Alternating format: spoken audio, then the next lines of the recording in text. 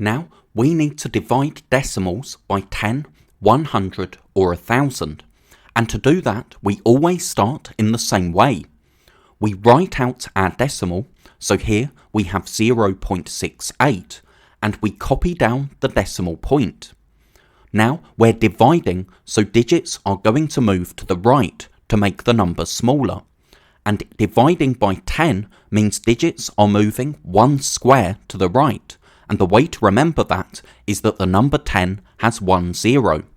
So if we copy down this 8 one square to the right, do the same with this 6 and with this 0, we get 0.068. But we know that the digit before the decimal point is our ones digit, and we can never have an empty ones column, so we need to write 0 in this empty square, and that gives us our answer 0.068.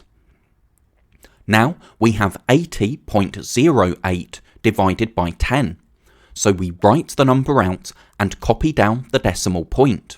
We're dividing, so digits are moving to the right, and dividing by 10 means we need to move the digits one square. So we can copy down this 8 one square to the right, do the same with this 0, with this 0, and with this 8. So that gives us our answer 8.008.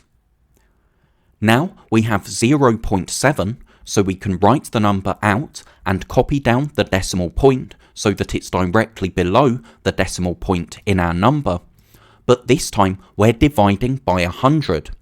We're dividing, so digits are still moving to the right, but to divide by 100 we need to move the digits two squares to the right. The way to remember that is that in the number 100 we have two zeros, so digits move two squares. We can copy down this 7, 1, 2 squares to the right, and do the same with this 0. But now we have an empty square before the decimal point, and if we have empty squares before the decimal point, we need to write 0 in that empty square, so that the 7 is in our thousandths place value.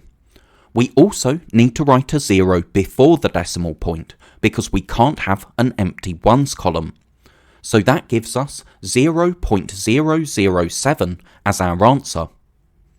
Now 2.06, so we write the number out and copy down the decimal point, and we're dividing by 100. So because we're dividing, digits are moving to the right, and dividing by 100 we have two zeros, so digits move two squares to the right. The other way to think about dividing by 100 is that dividing by 100 is the same as dividing by 10 and then by 10 again. So, because dividing by 10 moves the digits one square to the right, if we're dividing by 100, we need to move the digits to the right again. So we need to move the digits two squares to the right.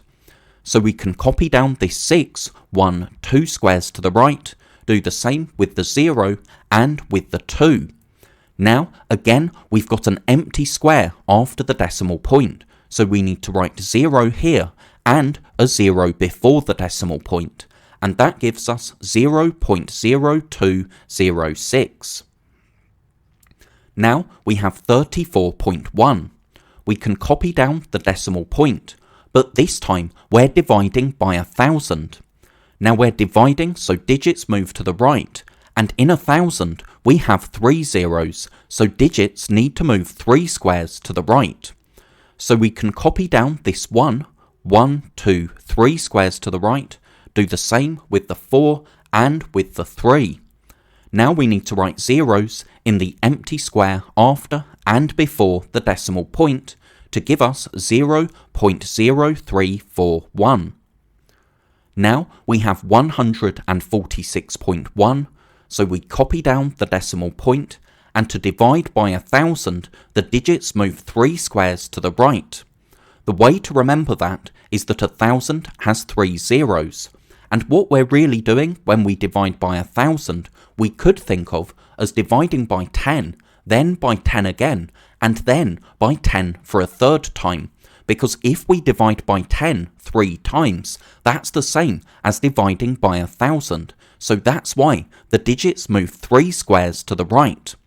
So if we copy down this 1, 2, 3 squares to the right, and do the same with our other digits, we now have an empty ones column, so we can write a 0 in the square before the decimal point to give us 0.1461.